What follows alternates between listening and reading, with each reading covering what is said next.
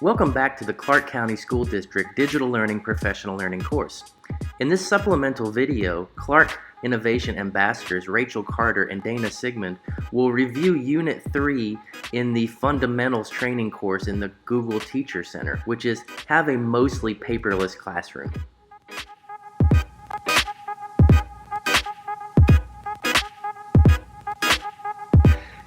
Hello everybody, I'm Dana Sigmund and I'm here with Rachel Carter. We're both in the Clark Innovation Ambassador team, and today we are going to be reviewing the Unit 3 review test in the Google Certified Educator Fundamentals training.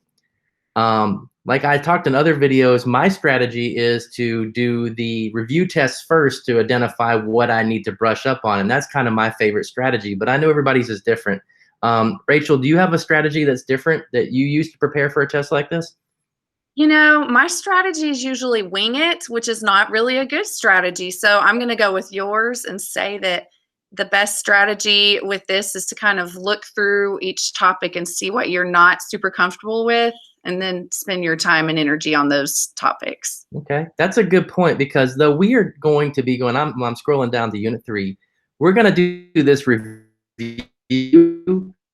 but there are multiple choice questions in each of these parts too. So it's smart to go through and just, make sure that you're able to answer these questions. And if you're not, that'll identify that you need to look a little closer into that unit, which, we all need to do in one place or another. So let's just jump into the review. I'm going to go here. You notice I'm at the Google Teacher Center Fundamental Training, and I'm just going to go straight to the review. And also, when we're done with this will stay in my account, so I can use it as a study guide later, or refer to it when I need to. Okay, so I'm reading the odd numbered question, so I'm going to start reading question number 1 to Rachel. So it says, classroom teachers have a lot of files saved on their own computers and are unsure about Google Drive. Which features of Drive do you think are most important to help ease their nerves? And we're going to select all that apply. So what do you think? So I'm now answering this, correct? I'm going to tell you what I think. Okay, images and video files can be stored and shared in Drive. I definitely think that is something that is correct. Okay. My Office files can be uploaded and edited in Drive.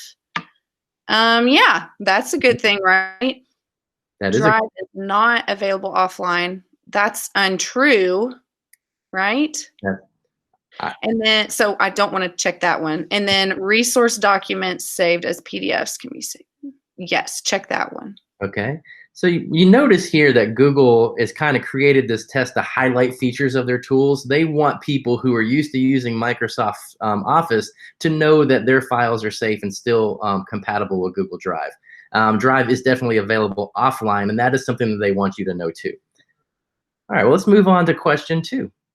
So Rachel, you're reading this one. When I get true, false, I get an easy one. Yeah, I picked the wrong thing.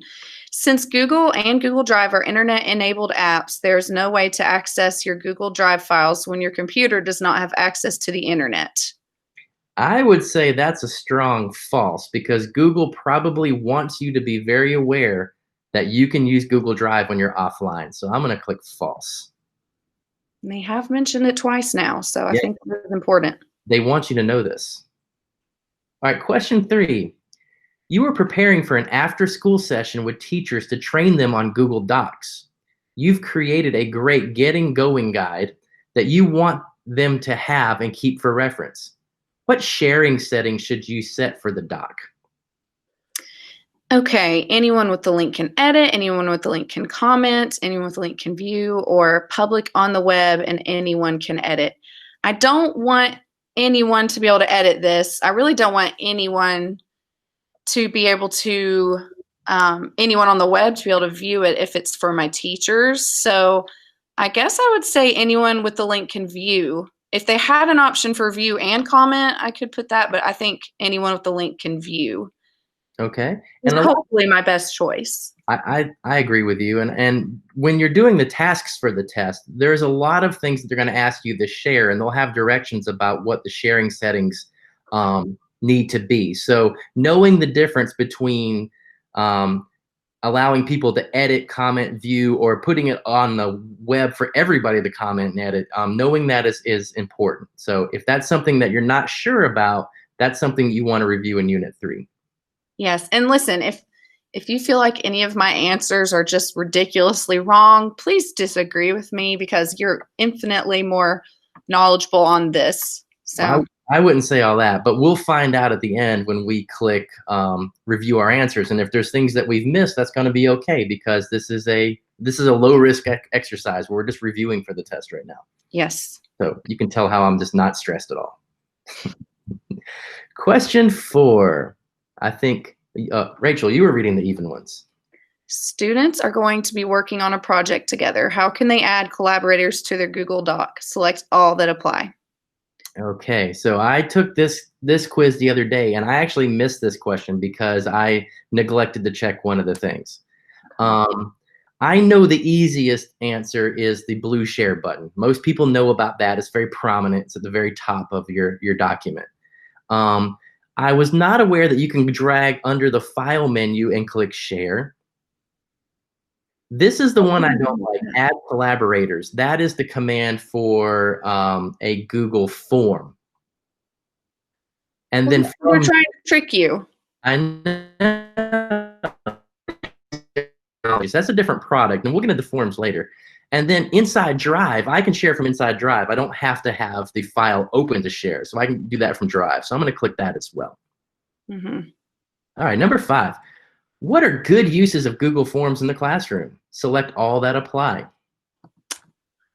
Okay, for a Google form, draft an essay, probably not because that would be better for a doc. Survey, yes, check that for me. All right. And assessments, yes. I would use that for a form. And then gathering research data, yes. Okay, good, because a survey is a good way to gather research data. Yeah, and I do love that you can easily click over to the responses on a Google form. And you get to practice that during your test too. Okay, last question for review of Unit 3. Why would you want to have people fill out a Google form rather than simply sharing a Google Doc with them to collect their responses? Select all that apply. Okay, so you can use responses section in forms to see a graphic breakdown of our responses. And I know that's true because you can make graphs with Google Forms, and that's very handy. That looks nice. All form responses are saved in a Google Sheet. That is true. Mm-hmm. There is an option to use a number of different question formats like multiple choice, true, false, scales with Google Forms. That is true. Google Docs are harder to organize in Google Drive. I don't think that's true. I think Google Docs are very easy to organize in Google Drive, and it doesn't really match the question. So I'm going to leave that one. So Rachel, do you feel good enough about our answers to hit the submit button? I feel good. I feel maybe too confident. Let's see how we did. Oh, look at us. Woo! We made 100. If we didn't, we would be able to go and review our responses right here by reviewing our response details, and there would be red X's next to the ones we've missed. And if we wanted to test again, we could retest from the same menu. But once I get to 100, I usually leave it this way so I can use this as a study guide, and I can read this before I take the test. Okay, so just so people are clear on this, this is just a practice test. This is just when I first, at first this can be confusing. This is not the real Google exam. This is just kind of review.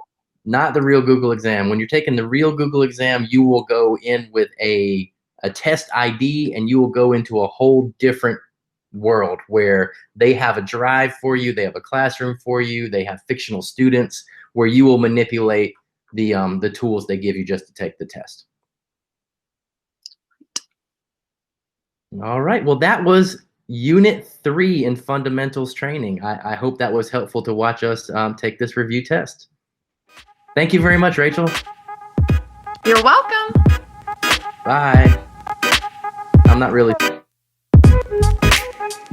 This has been a review of Unit 3 in the Google Fundamentals Training in the Google Teacher Center. Have a mostly paperless classroom.